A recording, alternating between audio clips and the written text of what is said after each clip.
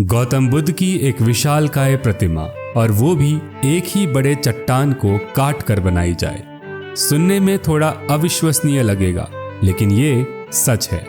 और इसे बनाने वाले और कोई नहीं बल्कि हमारे ही पड़ोसी देश नेपाल के नागरिक मूर्तिकार मंजुल मितेरी और उनकी टीम है। तो कहाँ है गौतम बुद्ध की यह प्रतिमा? कैसे बनाया गया है इतनी विशाल प्रतिमा को?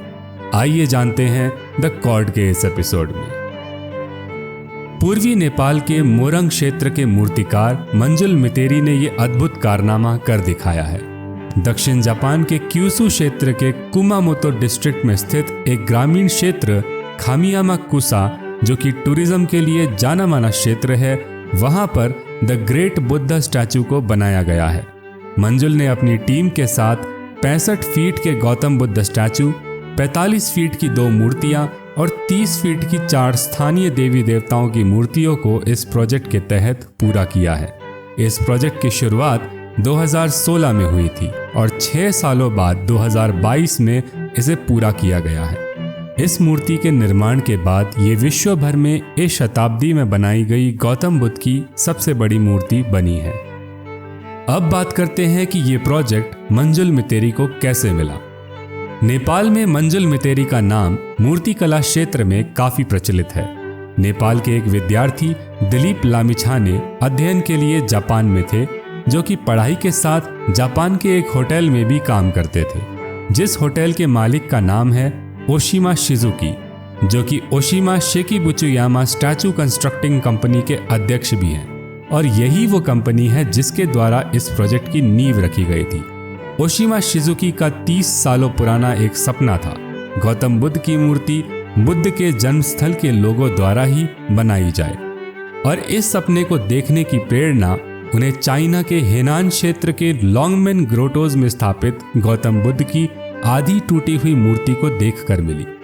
उन्होंने अपने इस सपने के बारे में दिलीप लामिछाने से बात की और दिलीप ने नेपाल के सभी मूर्तिकला संबंधित संस्थाओं से परामर्श लिया और लगभग सभी संस्थाओं ने मंजुल मितेरी का नाम सजेस्ट किया। मंजुल ने काफी सोच विचार के बाद इस प्रस्ताव को स्वीकारा और आज उनके हाथों की ये कला संपूर्ण विश्व के सामने प्रस्तुत है। इस मूर्ति निर्माण के लिए मंजुल के साथ उनके 3 अन्य दोस्त सानुभाई विश्वकर्मा, रामचंद्र पंडित और सूर्या केसी नेपाल से रवाना हुए थे। लगभग 1 महीने काम करने के बाद सूर्या केसी वापस नेपाल चले गए और उनके बदले गणेश राय जापान गए। इसके बाद 3 सालों तक लगातार इस मूर्ति का निर्माण चलता रहा। फिर सानुभाई विश्वकर्मा और रामचंद्र पंडित नेपाल वापस चले गए। उनके वापस जाने के बाद 4 अन्य मूर्तिकारों को जापान भेजा गया, जिनके नाम है चतुरलाल राजवंशी, रामकुमार राय, सुभाष विश्वकर्मा और जीवन पौडेल। तो तकरीबन 6 सालों बाद इन सभी मूर्तिकारों द्वारा इस विशाल प्रोजेक्ट को पूरा किया गया। इस प्रोजेक्ट के दौरान मंजुल मितेरी अपने अन्य साथियों के साथ ओशिमा शेकिबुचुयामा कंपनी द्वारा दिए गए घर में रहते थे, जहां से सुबह 7:30 बजे वे साइट के लिए निकलते थे। उनके घर से साइट की दूरी लगभग 9 किलोमीटर की है। गौतम बुद्ध की इस प्रतिमा के निर्माण स्थल के पास बुद्ध का एक मंदिर है, जिसमें उन्हीं बड़ी मूर्तियों की छोटी प्रतिमा एवं कलात्मक ढंग से लिखी गई बुद्ध की जीवनी भी मौजूद है। गौतम बुद्ध की इस विशाल प्रतिमा को जिस चट्टान पर बनाया गया है, वो लाखों सालों के प्रोसेस के बाद बनी हुई समुद्री चट्टान है और इसकी प्रामाणिकता चट्टान पर बने हुए समुद्री जीव के अवशेषों से प्राप्त होती है। लगभग 70 फीट ऊंची और 200 फीट चौड़ी इस चट्टान पर इस प्रतिमा का निर्माण किया गया है।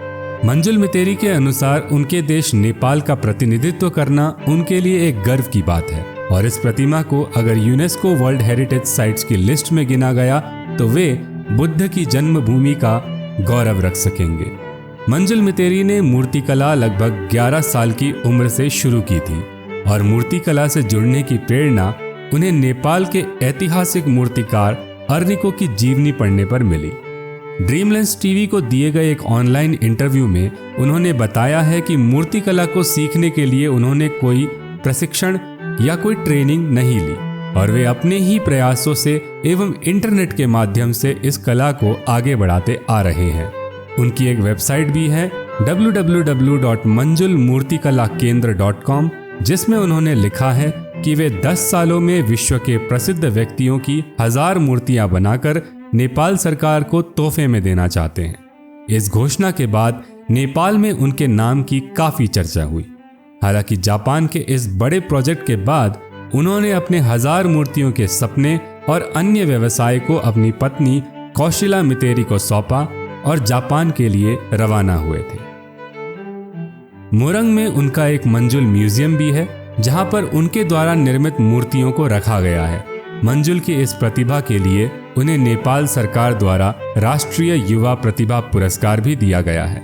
मंजुल न केवल मूर्ति कला में निपुण है, बल्कि बहु प्रतिभा के धनी है। वो एक कहानीकार हैं, कवि, संगीतकार, गीतकार एवं गायक भी हैं। और 29 अक्टूबर 2022 को उनके द्वारा लिखी गई कविताओं का संग्रह कामी एक किताब के रूप में रिलीज होने वाला है।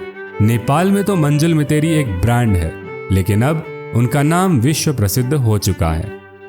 जापान में बनाई गई गौतम बुद्ध की इस विशालकाय प्रतिमा को कंपनी ने 2025 में एक भव्य कार्यक्रम के साथ उद्घाटन करने की घोषणा की है। तो पर्यटकों के लिए शायद इसकी शुरुआत अभी ना हो, लेकिन इस प्रतिमा ने मंजुल मितेरी और उनकी टीम का नाम विश्व प्रख्यात कर दिया है। द कॉर्ड की तरफ से हम उन्हें और उनकी टीम को शुभकामनाएं देते हैं। एक पत्थर में नेपाल देश का नाम लिखने में शायद 6 मिनट लगेंगे, लेकिन 65 फीट की बुद्ध की मूर्ति को पत्थर में बनाने के लिए 6 लोगों को 6 साल का वक्त लगा। और ये महज 6 साल नहीं है।